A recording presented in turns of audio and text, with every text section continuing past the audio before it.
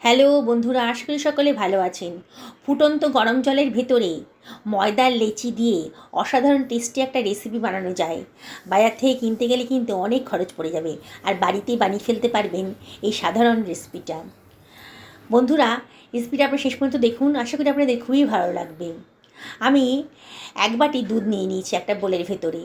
উষ্ণ গরম দুধ, এটা মানে হাত দেওয়া যায় আর কি। এর ভেতর দিয়ে দিলাম 2 টেবিল চামচ মতো চিনি, আর এর ভেতর দিয়ে দিচ্ছি আমি ইস্ট। আমি এখানে 1.5 টেবিল চামচ মতো ড্রাই ইস্ট ব্যবহার করেছি।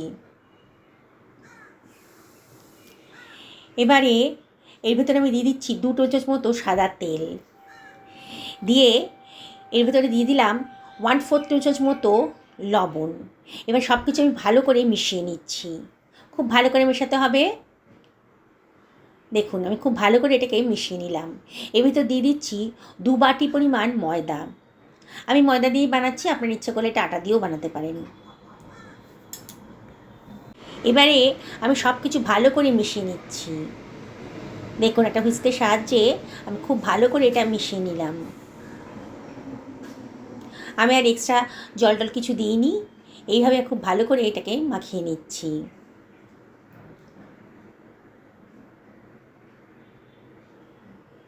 দেখুন কত সুন্দর করে এটা মাখানো হয়ে গেছে। এবার হাত দিয়ে মাখাতে হবে, তাই না? এবার এটাকে আমি হাত দিয়েই মেখে নিচ্ছি। দেখুন কতটা নরম হয়েছে। এইভাবে কিন্তু খুব নরম করে মাখতে হবে। আপনারা যদি ময়দার পরিমাণটা কম বেশি করেন, তাহলে ইস্টের পরিমাণটাও কম বেশি করে দেবেন। দেখুন কতটা নরম হয়েছে। এইভাবে মিনিটখানেক আমি ভালো করে মেখে নিলাম। নিয়ে এটাকে আমি ঢাকা দিয়ে রাখবো মিনিমাম আধ ঘন্টা থেকে 45 মিনিটের জন্যে। দেখুন 45 মিনিট বাদে কতটা নরম হয়ে গেছে। দেখুন কতটা ফুলে গেছে, ইস্ট দেওয়া আছে তো কতটা ফুলে গেছে দেখুন। আবার একটু হাত দিয়ে মাখিয়ে নিচ্ছি। এবারে আমি এর ভিতর দিয়ে দেবো 1.5 টেবিল চামচ মতো সাদা তেল। এবার তেলটা দিয়ে খুব ভালো করে মাখিয়ে নিচ্ছি।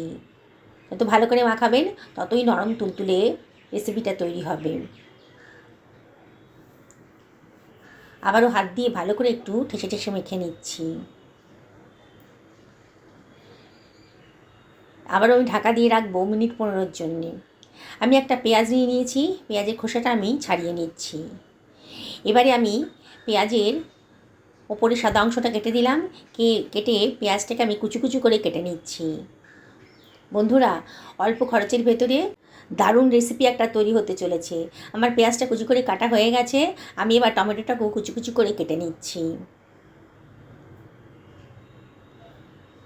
টমেটোটাকেও আগে থেকে পরিষ্কার করে ধুয়ে রেখেছিলাম, কাটা হয়ে গেছে। এবার কতগুলো কাঁচা লঙ্কাকেও আমি কুচি কুচি করে কেটে নিচ্ছি। আমি কিন্তু কাঁচা লঙ্কাটাকেও আগে থেকে পরিষ্কার করে ধুয়ে নিয়েছি, বোটাটা ফেলে দিয়েছি। আমি কতগুলো আলু সেদ্ধ করে রেখেছিলাম, আলুর খোসাগুলোকে আমি ছাড়িয়ে নিলাম। আমি 3খানা মাঝারি সাইজের আলুকে সেদ্ধ করে রেখেছিলাম, আলুটাকে একটুখানি স্ম্যাশ করে নিচ্ছি, হাতা দিয়েই করছি। এবারে এটাকে সরিয়ে রাখলাম। একটা ফ্রাই প্যান গরম করতে দিয়ে দিয়েছি। এর ভিতর দিয়ে দিচ্ছি 2 টেবিল চামচ মতো সাদা তেল। আজকে সাদা তেলেই করবো রান্নাটা। এবার দিয়ে দিচ্ছি 1/2 টেবিল চামচ মতো জিরে, আর এর ভিতর দিয়ে দিলাম কেটে রাখা পেঁয়াজটা, দিয়ে একটু ফ্রাই করে নিচ্ছি।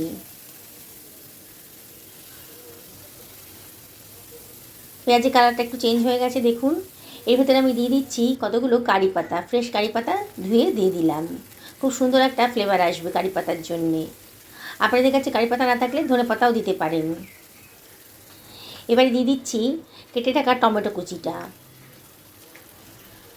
দিয়ে আবার সব কিছু একটু ভালো করে মিশিয়ে নিচ্ছি। এবার দিয়ে দিচ্ছি 1/2 টেবিল চামচ মতো লবণ, তাহলে টমেটোটা তাড়াতাড়ি নরম হয়ে যাবে লবণ দেওয়ার ফলে। আবারও সব কিছু ভালো করে মিশিয়ে নিচ্ছি। বন্ধুরা, অনবরত কিন্তু নাড়তে হবে, নাড়ে কিন্তু পোড়া লেগে যাবে।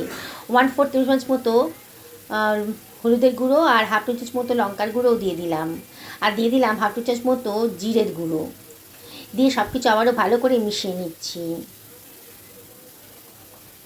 এবার দিয়ে দিচ্ছি 1 টেবিল চামচ মতো, 1 টেবিল চামচ ঠিক না, 1.5 টেবিল চামচ মতো সুজি দিয়ে দিলাম।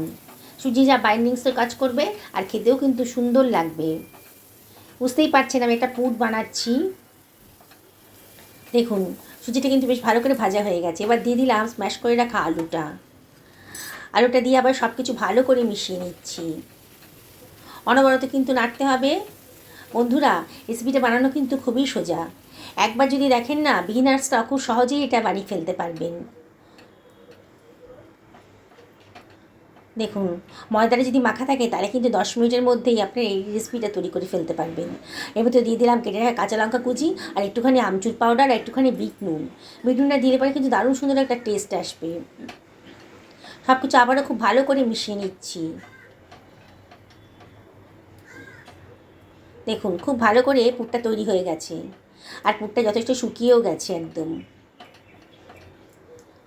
এবার এটাকে আমি গ্যাসটা ওভেনটা অফ করে এটাকে আমি ঠান্ডা করতে দিচ্ছি।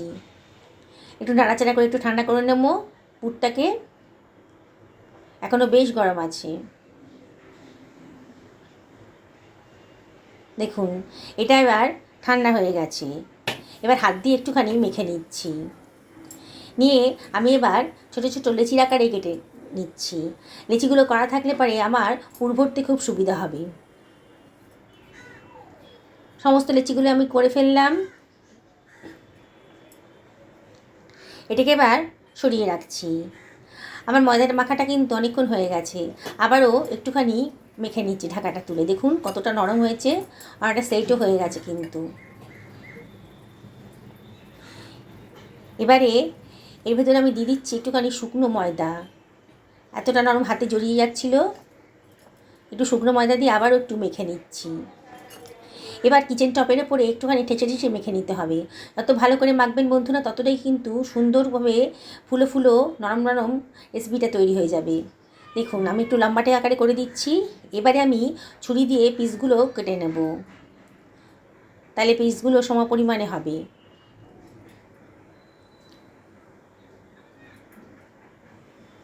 দেখুন আমি যে পরিমাণ ময়দা নিয়েছিলাম মানে 2 বাটি ময়দা নিয়েছিলাম, তাতে আমার 7খানা লেচি তৈরি হয়েছে।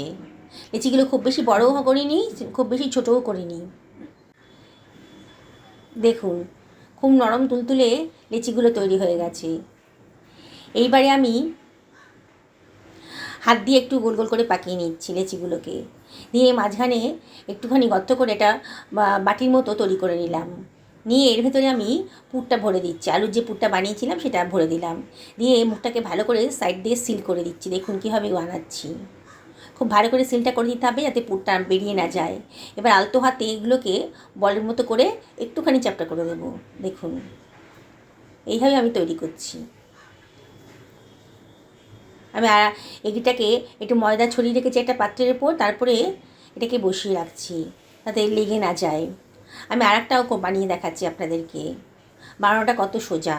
বন্ধুরা রেসিপিটি যদি ভালো লাগে তাহলে লাইক শেয়ার কমেন্ট করতে কিন্তু ভুলবেন না। নতুন বন্ধুদেরকে রিকোয়েস্ট করবো আমার চ্যানেলটা সাবস্ক্রাইব করার জন্যে। পাশে থাকা বেল আইকনটা অবশ্যই ক্লিক করে দেবেন, তাহলে আমার রান্নার নোটিফিকেশানটা আপনারা চটজলদি পেয়ে যাবেন। দেখুন ঘরে থাকা উপকরণ দিয়েই কিন্তু অসাধারণ টেস্টি একটা রেসিপি বাড়িতেই তৈরি করে ফেলতে পারেন। এইভাবে আমি সমস্ত পুরভরা রেসিপিগুলো তৈরি করে ফেললাম। এবার গরম জলের ভেতর একটুখানি লবণ দিয়ে দিয়েছি।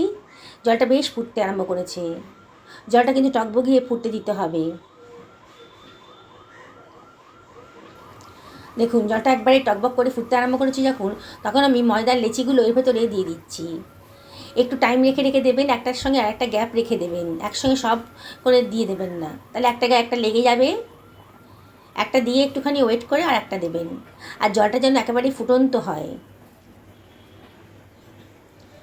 দেখুন আমি 4টে লেচি দিয়ে দিয়েছি, একটুখানি ওয়েট করে আবারও একটা দিচ্ছি। বললাম না একটু ওয়েট করে করে দিতে হবে।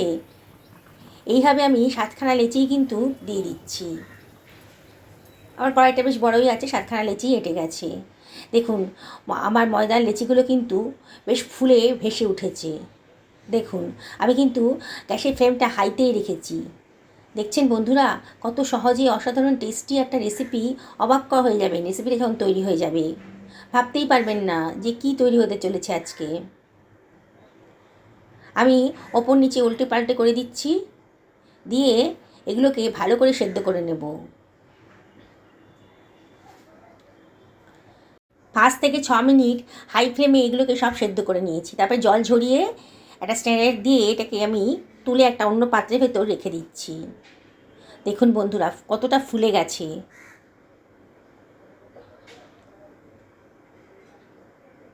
এবারে এটাকে আমি একটু ঠান্ডা করে নেব।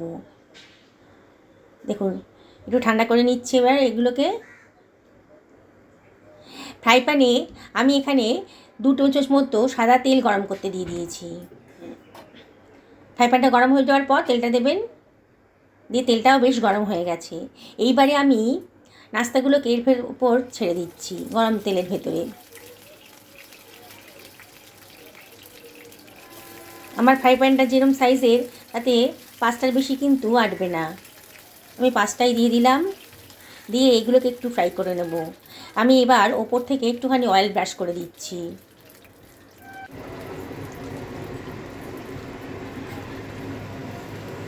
সবগুলো নাস্তার উপরে একটুখানি অয়েল ব্রাশ করে দিলাম।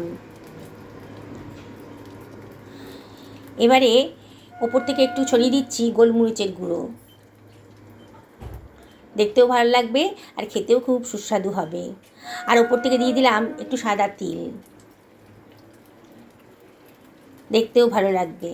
এবার আমি এটাকে উল্টে পাল্টে ভেজে নেব। সমস্তগুলোকে একটু উল্টে পাল্টে করে দিচ্ছি। উল্টে পাল্টে আমি এগুলোকে একটু ভেজে নিচ্ছি। দেখুন সুন্দর একটা কালার এসে গেছে কিন্তু তলায়। বারে বারে ওপর নিচ করে উল্টে পাল্টে দিলে পরে সুন্দর একটা কালারও চলে আসবে। দেখছেন তো কতটা ফুলে উঠেছে। আমি আবারও একটু অয়েল ব্রাশ করে দিচ্ছি ওপরে। সামান্য একটু অয়েল ব্রাশ করে দেবেন, তাহলে দেখতেই কত সুন্দর লাগবে, সুন্দর একটা কালারও চলে আসবে। আবারও ওলট পালট করে এগুলোকে সুন্দর করে ফ্রাই করে নিচ্ছি। দেখছেন তো বন্ধুরা কত সহজে কত সুন্দর রেসিপিটা তৈরি হয়ে গেল। এবার চিমটার সাহায্যে সাইডগুলো একটুখানি আমি ফ্রাই করে নিচ্ছি। গ্যাসের ফ্লেমটা কিন্তু আমি মিডিয়াম টু হাইতেই রেখে দিয়েছি এখন। পুরনো বন্ধুদেরকে অনেক ধন্যবাদ, তাদের সাপোর্টের জন্য এত দূর আসতে পেরেছি। তাও রেসিপিটা যদি ভালো লাগে লাইক শেয়ার কমেন্ট করতে কিন্তু ভুলবেন না, এটাই আমি আপনাদের কাছে রিকোয়েস্ট করব।